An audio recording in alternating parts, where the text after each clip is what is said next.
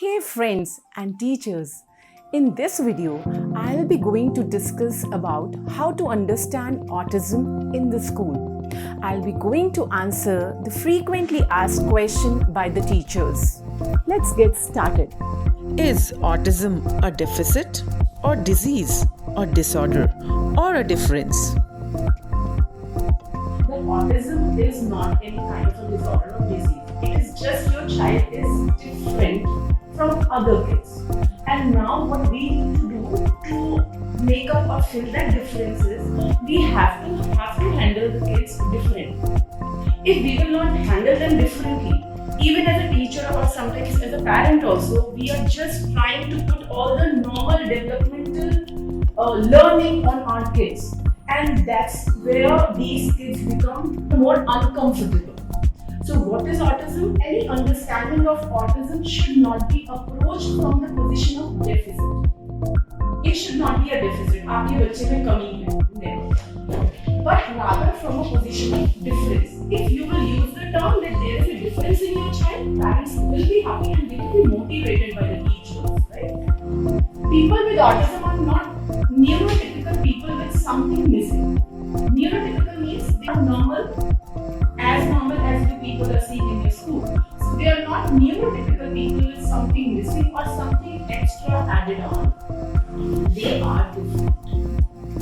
If we are serious about the equality and inclusion within any area, then we must first of all understand this difference as a teacher, as a therapist, and as a parent. What are the main difficulties faced by the kids in school? Autism, neurodevelopmental difference which is characterized by difficulties in it is social communication difficulties, social interaction difficulties, some kind of rigid repetitive behaviors are there on which they have sameness. They don't like the changes. So all those repetitive behaviors we will talk about later. Then there are some sensory issues. So let's talk about what is social communication in autism. Social communication is something like how we need to use the language in different social contexts, in social environment. Right? So under social communication comes social interaction. So what is social communication? When I'm conveying some message to you and maybe or may not be I'm getting the reverse. You are conveying. That is a communication. Now social interaction.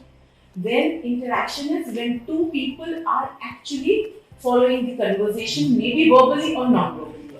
So it includes social cognition, language comprehension, how you are using, how other people are. All those kids having autism, they are different in communicating. Again, what we need to do? We have to be different to understand their communication. We have to be different when we are teaching them how to interact. So for that, it's difficult for them to effectively communicate with others. So they have limited speech, as I said. Then difficulty in receiving the language from others. And then difficulty in expressing their needs also. And they become so frustrated. There is a problem in speech. The kids who are receiving the language now, and if they are not able to express, they are more frustrated in comparison to those kids who are having both the problems. Let's talk about restricted repetitive behaviors. Children with autism often have intense focus interests and may engage in repetitive behaviors or play. For example, they have their own routines, as I have given you the example of shoe rack. Then the changes they won't like. It's like if you change, every kid is not like that. But if the kid is there who is not liking the change, don't disturb those changes. Until and unless what you can do as a teacher is you send such kind of kids which are really bothering you in the class because they are not ready to change, because curriculum changes, activities changes, classroom changes, IMS changes, teacher changes, right? So what you need to do is take the help from the rehabilitation, because these kind of changes you can't change in them verbally. So head banging, hand flapping, other unusual motor movements, unusual favorite objects, engages in they don't engage in their pretend play. Right? Then plays with toys with idiosyncrasies ways like lining up with the toys, focus on different parts, wheels, spinning of the wheels. You have given cars, small cars to all the kids so that they can explore and they can share and they can, use and play. But one kid is there who is playing with the wheels continuously. So this is the unusual. Now, let's talk about sensory issues. Now, sensory issues. Child could be overstimulated, just now I told you, or understimulated to various sensations like touch, sound, movements, hearing, smell, taste, body awareness, and internal feelings. Many times, like if I talk about the kids in the school, they are more overwhelmed or distressed even with the crowd. What are the signs and symptoms of autism? Now, what are the signs and symptoms? Or they will not communicate with you as a student back and forth. So again, what is happening? Either they are not receiving your instructions, or even if they are receiving, we don't know how they are interpreting. Reduced interest in sharing of object, emotion and affect. It is also very important for you people to know, because sometimes when the teacher is saying, for example, again with the ex-student, you sit down here, you are disturbing the class. So these kind of negative statements, it's of no use. Why? Again, always keep in your mind, they are different. If you will think that they are different, so you have to be different. So why I am saying so is, their interest in sharing of any kind of object, it is because of autism it is not there. But to us, it feels like that intentionally they are doing it. No. So failure to initiate or respond to social interaction, you must be facing this challenge as well, that your child is here and there, other kids are interacting with each other, but not your child who is facing the problem of autism. Lack of verbal mode of common behaviors, for example, these are actually the non-verbal gestures, for example, giving eye contact, social smile, then proper, facial expression, good morning ma'am. So it's like, good morning ma'am. So you think, Arey Baba, how much the child is blunt. So because some of the kids are there who have no knowledge about how to greet or show that kind of non-verbal gesture or facial expression. So please don't mind. Again, try to think why she's behaving like that. Maybe there is some diagnosis behind that, and if it is not there, what is the issue behind that? Difficulties in adjusting behavior to various social contexts, like making friends in just in peers. Many times you have seen your kids in school that they become really happy when there is a circle time, lunch time. Some of the kids are away from the crowds, but some of the kids wants to involve into the crowds. At that time also, it's like they are showing their excitement that they want to be with the kids. But again, they don't know how to interact, how to play, how to follow rules and regulation or the table manners. Again, differently we have to teach them. Repetitive behaviors, as I have spoken about, is like motor movements, then use of objects repeatedly. One object, many kids have the habit of holding the objects in their hand. They'll bring whatever you say, they will not leave it in the classroom also. So that use of particular toy, any kind of soft toy or any kind of object, they are fascinated and repeatedly they are using it, making the pattern of those elements of the toys.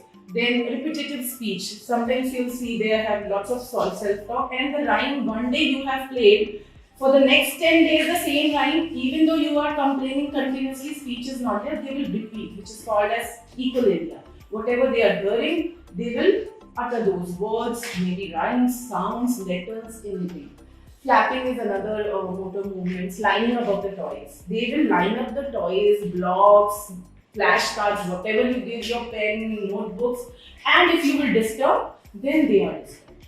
If you will disturb their pattern, so you have to prepare your student priorly that you want to disturb the pattern, because this is a lunch time. It's not the play or activity time. But all of a sudden, Ayamma will come and just mingle it up and put it in the box, and the child, now he is not able to take the lunch. Again, your Ayamma or whosoever is cleaning up also have to be at least minimally trained that this child is having some difference. Don't take the pattern, don't disturb the pattern, or don't allow them to make the pattern. And if he has, then priorly allow them to, get it and go or transit into the new situation. Inconsistent or sameness, inflexible to routines, extreme distresses, small changes, difficulty in transitions, rigid thinking, greeting rituals. So basically, it is again telling that how inflexible these kids are. They always like sameness. This much of sameness is not required by the child. The kid should be messy. The sameness is there to use or to get stimulated in the same manner. It means the child is rigid and inflexible. Strong attachment and preoccupation with unusual object. Again, anything. If suppose a kid with autism right now enter, he could take all the mobiles and he can unusually make it a train and start, playing with it. Now, one is sensory issues. So usually as an occupational therapist or as a rehabilitation team, we work on 8 senses. Sense of hearing, sense of seeing, sense of touch, sense of taste, sense of balance, that is called movement, then sense of body awareness, which is called proprioceptive sense, sense of internal feelings, like I want to use the washroom, I'm hungry, I'm thirsty, I'm having pain. All these internal feelings, also the sense receptors, which are called interoceptive sense receptors, are present in our body. And they give signal to the brain and then we react. So these are the senses which we work, and we are all, as an adult, we are working in a different environment. So that you have to see, and that is what called as hypersensitivity or hyposensitivity to touch, taste, movements, visualization, then body awareness, pressure. To identify that, teachers should do 2 things. The first, they should note down the concern the child is showing in the classroom.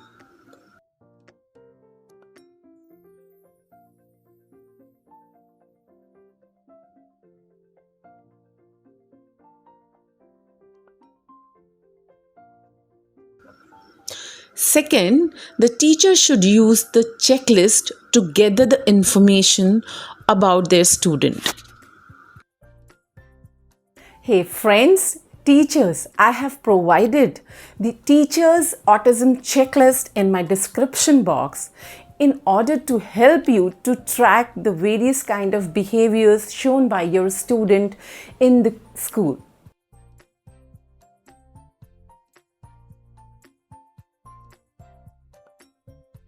So teachers, let's revise to conclude my today's session. What is autism? Autism is a neurodevelopmental difference, and it is not any kind of a disease or a disorder where the child faces difficulties in social communication, social interaction. The child faces various sensory issues. The child shows rigidness in the behaviors or like sameness in the environment. How the symptoms looks like to teacher. There are difficulties in sitting still into the classroom. The child is not able to follow the instructions given by the teacher. The child is not able to express his needs or disturbances into the classroom. The child is not able to initiate play with the peer, or he is not able to maintain the friendship or peer relationship. The child lacks facial expression while he is greeting to teachers or to peers. The child shows different kind of repetitive motor movements or repetitive use of some kind of phrases, sounds or words inside the classroom, because of which it seems as he is disturbing the class. The child snatches the food items or tiffins or various kind of object in the classroom from the peers or teachers or nannies. The child is not able to share the objects or belonging of his own. The child faces various sensory issues. The child is hypersensitive or hyposensitive to various input which are provided inside the classroom or in the playground or in various areas of the school. Hey teachers, don't go anywhere. You know why? In my next video, I am going to help you all in providing very important various kind of tips and strategies to help and handle your child in the school. Thank you so much.